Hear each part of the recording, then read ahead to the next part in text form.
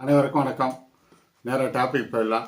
நாம் ஒரு மனதை வலிமைப்படுத்துவது மூலமாகவும் உடல் நிம்மதி பெறவும் அதே சமயத்தில் ஆரோக்கியமாக இருக்கும் நிறைய வழிமுறைகளை நம்ம எல்லா புக் மூலமாக பார்த்துட்டு வரோம். ஜிம் ஸ்டோவல் எழுதிய தி மில்லினர் மேப் என்ற புத்தகத்திலிருந்து ஒரு 6 முக்கியமான பாயிண்ட்களை பார்ப்போம். இது தமிழில் கோடீஸ்வரராக குறிப்பான வழிகள் என்று வந்துள்ளது. இதில் நீங்கள் அந்த புக்கை நீங்கள் முழுசும் படிக்க வேண்டியதில்லை, ஏன்னா அது ரொம்ப போர் அடிக்கிற மாதிரி இருக்கும்.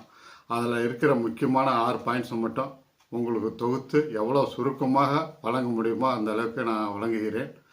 பாயிண்ட் நம்பர் 1, குறைந்த பணத்தில் கோடீஸ்வரர் ஆகும் வழிகள். இதுதான் முதல் பாயிண்ட்டு. இந்த புக்கின் ஆசிரியர் ஜிம் ஸ்டோவல்.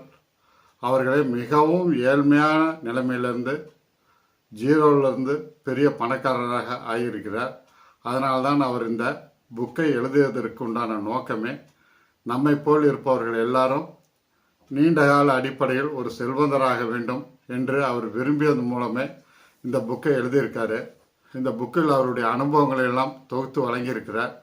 அதில் ஒரு முக்கியமான அனுபவம் என்னன்னா, இவரும் இவரோட மனைவியும் பீனிக்ஸ் நகரில் உள்ள டாக்டர் டென்னிஸ் அவர்கள் சொற்பொழிவாற்றத்துக்கு ஆற்றுகிறார். அந்த சொற்பொழிவை கேட்பதற்காக புறப்பட்டு கொண்டிருக்கிறார்கள். அப்பொழுது அவருடைய வேலையால் ஏங்க இந்த கார் அதிக தூரம் போகாது, நடுவழியில் நின்றுடும், அந்த அளவுக்கு உங்கள் கார் கண்டிஷன் இருக்கு என்று கூறுகிறார். அப்பொழுது அவர் சிரித்து கொண்டே நான் சென்று வருகிறேன், கண்டிப்பாக வெற்றிகரமாக அந்த சொற்பொழிவை கேட்டுவிட்டு வருவேன் என்று சொல்லிக்கொண்டு கிளம்புகிறார். அவரும் அவருடைய மனைவியும் பீனிக்ஸ் நகருக்கு சென்று அந்த டாக்டர் டென்னிஸ் அவர்களின் சொற்பொழிவை கேட்டார்கள். அதில் அவர்களுக்கு மிக முக்கியமாக ஒரு திருப்பு முனையாக அமைந்தது என்னவென்றால், நீங்கள் உங்கள் இலக்கை அடைய ஏற்கனவே வெற்றி பெற்றவர்களின் வழிமுறைகளை நீங்கள் பின்பற்றுங்கள் என்று அந்த சொற்பொழிவாளர் கூறுகிறார். அதுதான் அவருடைய வாழ்க்கையிலும் ஒரு திருப்பு முனையாக அமைஞ்சது. அதனால் அவர் வெற்றி அடைந்தவர்களுடைய இதெல்லாம் ஒரு குறிப்பெடுக்கிறார். அதனுடைய கொள்கைகளை ஃபாலோ செய்கிறார். அவர்களுடைய என்ன வழிமுறைகளை பின்பற்றுகிறார்கள் என்று நினைத்து அந்த பாசிட்டிவ் வழிமுறைகளை பின்பற்றுவதன் மூலமே அவர் ஒரு மிகப்பெரிய கோடீஸ்வரர் ஆனார் என்பது வரலாறு. எனவே நீங்களும் அதேபோல் ஏற்கனவே வெற்றி பெற்றவர்களுடைய வழிமுறைகளை பின்பற்றுங்கள். கண்டிப்பாக நீங்கள் வெற்றி அடைய முடியும். அதே சமயத்தில் ஒரு குறைந்த வருமானத்தில் நீங்கள் மிகப்பெரிய கோடீஸ்வரர்களாக ஆக முடியும். இப்போ ஒரு மாதம் ஒரு 10,000 ரூபா சம்பாதிக்கிங்கன்னா கண்டிப்பாக ஒரு 1000 ரூபா சேமிக்க முடியும். அதை ஒரு 1000 ரூபாயில் ஒரு நல்ல ஃபண்டில், மியூச்சுவல் ஃபண்டில் நீங்கள் 500 ரூபாயை போட்டிங்கன்னா கண்டிப்பாக அது 30 வருஷத்தில் 18% இன்ட்ரெஸ்ட்டில் 1,43,00,000 உங்களுக்கு கிடைத்துவிடும். அதன் மூலம் நீங்கள் ஒரு 1.5 கோடி வரும்போது நீங்கள் ஒரு கோடீஸ்வரர் ஆகிவிடுகிறீர்கள். இதில் நீங்கள் முக்கியமாக பார்க்க வேண்டியது என்னென்னா, காலங்கள், அதாவது 30 வருஷம் அதுக்கு பொறுத்து இருக்கணும். அந்த மாதிரி நீங்கள் பொறுத்து இருக்கிறது மூலமாக தான் நீங்கள் செல்வந்தராக முடியும். உடனே ஒரு கேள்வி கேட்பீங்க, நான் 60 வயசு ஆகிட்டேன், நான் எப்படி சேர்த்து வைக்க முடியும், நான் எப்படி அவ்வளோ காலங்கள் பொறுக்க முடியும் அப்படிங்கிறது உங்களுடைய கேள்வியாக இருக்கலாம். அதற்கு நான் பதில் தரேன். கண்டிப்பாக நீங்கள் 20 வருஷம், 30 வருஷம், 40 வருஷம் உயிரோடு வாழ முடியும். நீங்கள் உடற்பயிற்சி செய்யுங்க, யோகா தியானம் செய்யுங்க, அதே சமயத்தில் நடைப்பயிற்சி செய்யுங்க. உங்கள் உடல் நலத்தை நன்றாக வைத்து கொள்ளுங்கள். கண்டிப்பாக நீங்களும் ஒரு நீண்டகால அடிப்படையில் செல்வந்தராக முடியும் அப்படிங்கிறது என்னுடைய கருத்து. பாயிண்ட் நம்பர் 2, உங்களை ஏமாற்றுபவர்களிடம் நீங்கள் ஜாக்கிரதையாக இருங்கள் என்று ஆசிரியர் கூறுகிறார். நீங்கள் கோடீஸ்வரர் சீக்கிரம் ஆகலாம் அப்படின்னு யாராவது அர்ஜென்ட் படுத்தினா நம்ம உஷாராக இருங்க. அதே மாதிரி ஒரு காரியத்தை சீக்கிரம் செய்யலாம்னு உங்களை அவசரப்படுத்தினாலும் நீங்கள் உஷாராக இருங்க. அதே மாதிரி உங்கள் பாக்கெட்லேருந்து பணம் செலவாகுது, உங்கள் பாக்கெட்டில் இருக்கிற பணத்தை கறக்கிறதுக்கு ஒருத்தர் முற்படுறாருன்னா அதுலேயும் நீங்கள் ஜாக்கிரதையாக இருங்க. அதே மாதிரி உங்களுக்கு நிறைய ஆஃபர் கொடுக்குறவங்கிட்ட ஒரு 100% இருந்தாலும் ஒரு 99% நீங்கள் நோ சொல்கிற மாதிரி தான் வரும். அதை ஒரு பாலிசியாக சொல்லுங்கள். ஒரு தடவைக்கு பல தடவை யோசனை பண்ணுங்கள். அந்த 100 விஷயத்தில் 100 ஆஃபரில் ஒரு ஆஃபர் மட்டுமே உங்களுக்கு சக்ஸஸ் தரும். அதனால் நீங்கள் அதை ஃபாலோ பண்ணுங்கள். கண்டிப்பாக நீங்கள் ஏமாற்றுவர்களுடன் நம்ம ஜாக்கிரதையாக இருக்கும் பொழுது நீங்கள் நீண்டகால அடிப்படையில் ஒரு செல்வந்தர் ஆகிவிடுவீர்கள். அப்படிங்கிறதுல எந்த ஒரு சந்தேகமும் வேணாம். பாயிண்ட் நம்பர் 3, நீங்கள் கோடீஸ்வரராக உங்களுக்கு ஒரு மேப் வேண்டும் என்று ஆசிரியர் கூறுகிறார். அதாவது மேப்னா என்னென்னா, நீங்கள் இப்போ எப்படி இருக்கீங்க, பிற்காலத்தில் எப்படி இருப்பீங்க, நீங்கள் இப்போ எவ்வளோ அசட் வச்சுருக்கீங்க, பிற்காலத்தில் எவ்வளோ அசட் வச்சுருப்பீங்க, இப்போ எவ்வளோ சம்பாரிச்சிட்டு இருக்கீங்க, பிற்காலத்தில் எவ்வளோ சம்பாதிப்பீங்க, ஒரு 5 வருடம் 10 வருடம் 20 வருஷம் அப்படிங்கிற மாதிரி ஒரு மேப் போடுங்க. மேப் போட்டு ஒரு நோட்டை எடுத்து எழுதுங்க. அதில் அந்த திட்டங்களை இலக்குகளை எழுதுங்க.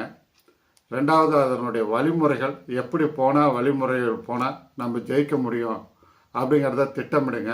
அதையும் எழுதுங்க. அதை ஒன்று ஒன்றா நீங்கள் ஃபாலோ பண்ணுங்கள். அதை செயல்படுத்துங்க. செயல்படுத்தும் பொழுது நீங்கள் அந்த இலக்கை கண்டிப்பாக அடைய முடியும். அதனால் நீங்கள் செல்வந்தராக ஒரு மேப் ஒன்று அவசியம் தேவை. அந்த மேப்பை இன்றே தொடங்குங்கள், இன்றே எழுதுங்கள். அந்த மேப்பை இன்றைக்கே எழுதுங்க. கண்டிப்பாக நீங்கள் வெற்றி அடைய முடியும். பாயிண்ட் நம்பர் 4, நாம் கடன் இல்லாமல் இருக்க வேண்டும் என்று ஆசிரியர் கூறுகிறார். அதாவது ஒரு மீட்டிங் போயிருக்காரு. அந்த மீட்டிங்கில் ஒரு 100 பேர் கலந்துட்டாங்க. அவங்ககிட்ட இவர் கேள்வி கேட்குறாரு. இதில் எத்தனை பேர் கிரெடிட் கார்டு வச்சுருக்கீங்க, எத்தனை பேர் கார் லோன் வச்சுருக்கீங்க, எத்தனை பேர் வீட்டு லோன் வச்சுருக்கீங்க, எத்தனை பேர் இஎம்ஐ கட்டிகிட்டு இருக்கீங்க அப்படி என்று ஆசிரியர் கேட்கிறார். அப்படி இருக்கவங்களாம் கை தூக்குங்க அப்படின்னு சொல்லியிருக்காங்க. அதில் ஒரு 98 பேர் கை தூக்கியிருக்காங்க. 2 பேர் மட்டும்தான் கடன் இல்லாமல் இருந்திருக்காங்க. அந்த 2 பேர் விரைவில் செல்வந்தர் ஆகிவிட முடியும். எனவே நீங்களும் ஆக முடியும். உடனே அந்த கடன்களெல்லாம் கட்டுங்க.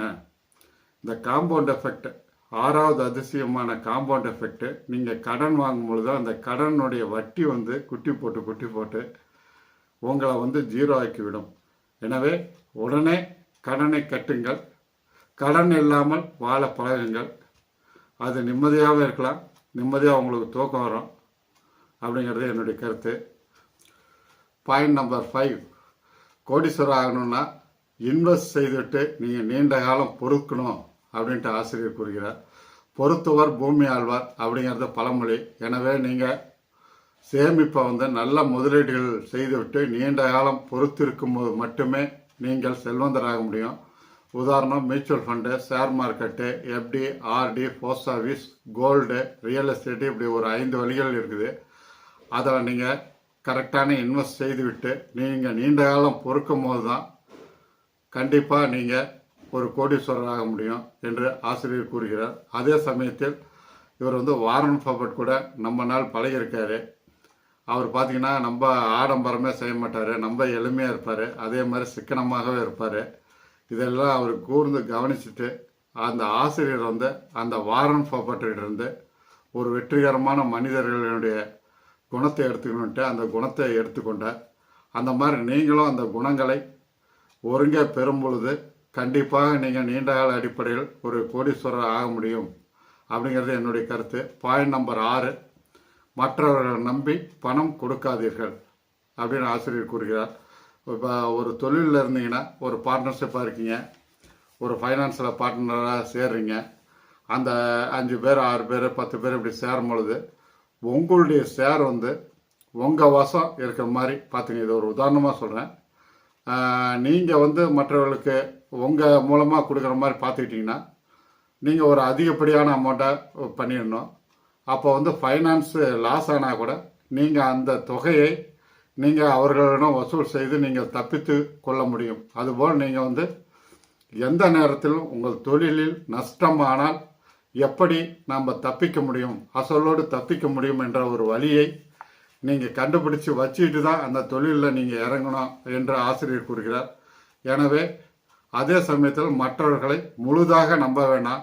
நிறைய பேர் நம்பி ஏமாந்த கதையெல்லாம் உங்களுக்கு உங்கள் சுற்று வட்டாரத்திலே தெரியும். பண விஷயத்தில் நீங்கள் சர்வ ஜாக்கிரதையாக இருங்கள். கண்டிப்பாக நீங்கள் மன நிம்மதியோடு இருக்க முடியும், நீங்கள் விரும்பதையும் பெற முடியும், நீங்கள் செல்வந்தராக முடியும் அப்படிங்கிறது என்னுடைய கருத்து. அதே சமயத்தில் இது பிடிச்சிருந்தா லைக் பண்ணுங்கள், சப்ஸ்கிரைப் பண்ணுங்கள், ஃப்ரெண்ட்ஸ் அண்ட் ரிலேட்டிவ்க்கு ஷேர் பண்ணுங்கள். நான் உங்களால் வளர்ந்து கொண்டு இருக்கிறேன். அது இதே மாதிரி ஒரு ஒத்துழைப்பை மறுபடியும் நீங்கள் வழங்கி கொண்டே இருக்க வேண்டும் என்பது தான் என்னுடைய ஆவல். மேலும் அடுத்த காணொலியில் இன்னும் சுவாரஸ்யமான விஷயங்களுடன் உங்களை சந்திக்கிறேன். நன்றி, வணக்கம்.